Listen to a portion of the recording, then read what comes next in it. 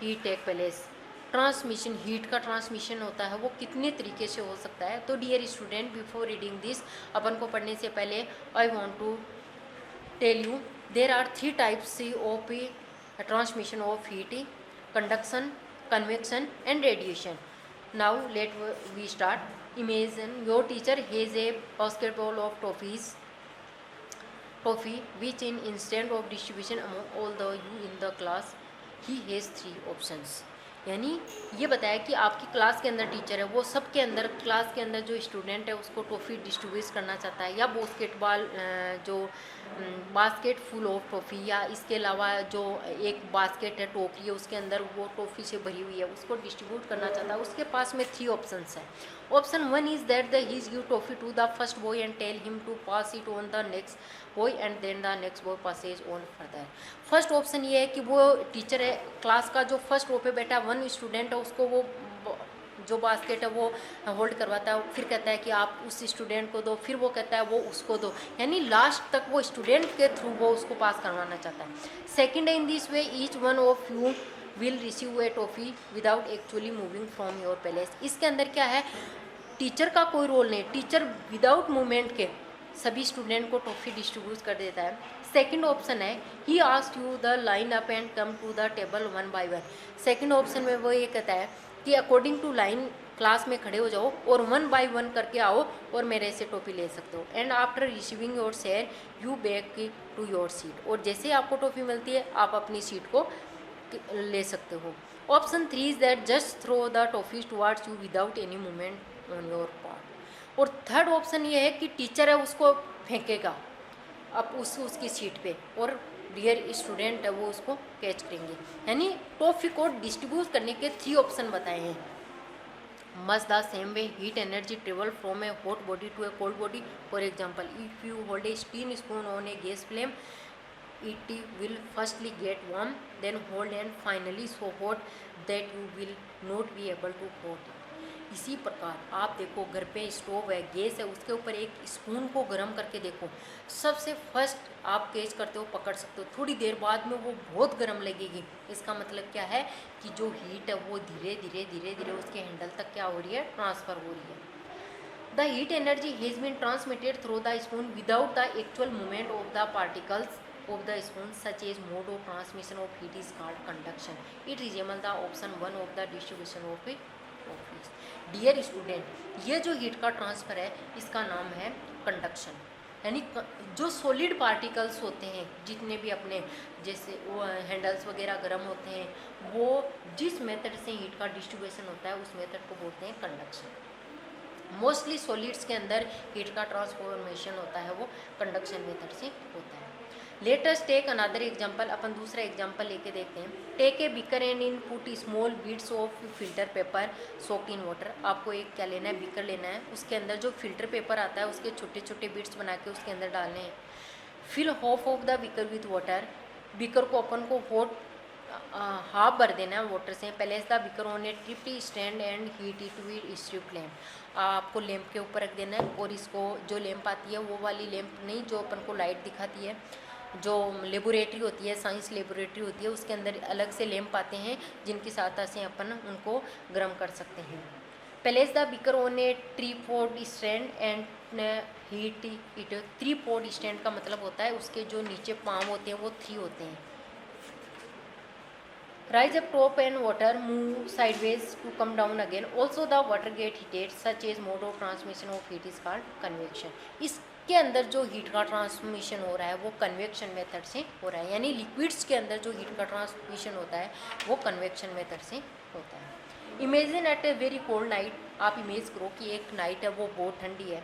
You have switches on your room heater. आपने क्या किया, रूम के अंदर हीटर को ऑन कर लिया। You feel warm while sitting in front of it.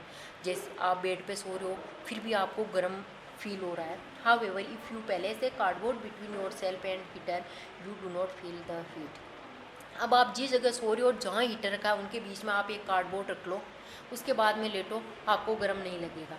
It means the heat energy is directly reaching you without heating the air, much the same way toffee directly reach you in the third option such as mode of transmission is called radiation. ये जो heat का transmission है, इस method का नाम है radiation. इसमें किसी भी पार्टिकल्स का कोई मूवमेंट नहीं हुआ है, डायरेक्ट जो आपके पास में ऑब्जेक्ट्स है वहाँ से हीट है वो जो ऑब्जेक्ट्स है वहाँ तक ही पहुँच रही है।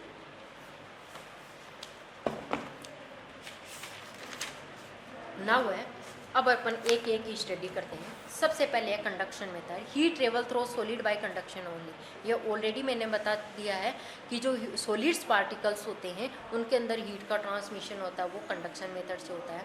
The following activity we so understand the mode of heat of by conduction. The process of transmission of heat energy in solid without actual movement of from their position is called conduction. यानी actual में कोई movement नहीं हो रहा है, यानी वो होता है कंडक्शन मेथड है। जैसे कि ये आपको एक पिक्चर में एग्जांपल्स दिखा रखा है, तो इसके अंदर आप स्टडी करके देखना या घर पे करके देखना। क्या होता है कि दो जो ईंट होती है उसके बीच में आप किसी भी लोहे की चीज़ को लेके देखो, उसको बार बार गर्म करके देखो, लास्ट में ईंट तक ये जो वार्मनेस है वो पहुंच जाती है। ये कंडक्शन मेथड होता है। Explanation of conduction in solid the constituents particles are very closely packed. Dear student, क्या आपको पहले से ही बता चुके हैं कि अपने जो ऑब्जेक्ट्स होते हैं वो 3 टाइप्स के होते हैं। यानी एक तो होता है सॉलिड होता है, सेकंड होता है लिक्विड होता है, और थर्ड होता है वो गैसेज होता है। जो सॉलिड्स होते हैं उसके अंदर पार्टिकल्स होते हैं वो एक दूसरे के बिल्कुल क्लोज होते हैं, उनके बीच में बिल्कुल भी स्पेस नहीं होता है। लिक्विड्स के पार्टिकल्स होते हैं वो थोड़े थोड़े दूर होते हैं, यानी उनके बीच में कुछ डिस्टेंस होती है, और गैसेज के पार्टिकल्स होते हैं वो बहुत दूर दूर होते हैं। इसीलिए डियर स्टूडेंट, आपने देखा होगा एक ये पेंसिल है, इसको मैं यहाँ पे गिराती हूँ तो इसका कोई एक्सपेंशन नहीं हुआ है, जहाँ थी वहीं है, क्योंकि इसके जो पार्टिकल्स है वो एक दूसरे के बहुत ही क्लोज है। और सेकंड एग्जांपल मैं आपके सामने रखती हूँ कि यदि मैं वाटर की एक ड्रॉप है वो इस मेज के ऊपर थोड़ा सा ड्रॉप करके दिखाती हूँ आपको। ये 1 ड्रॉप भी मैंने यहाँ पे गिरा दी है, ये तुरंत फैलने लग गया।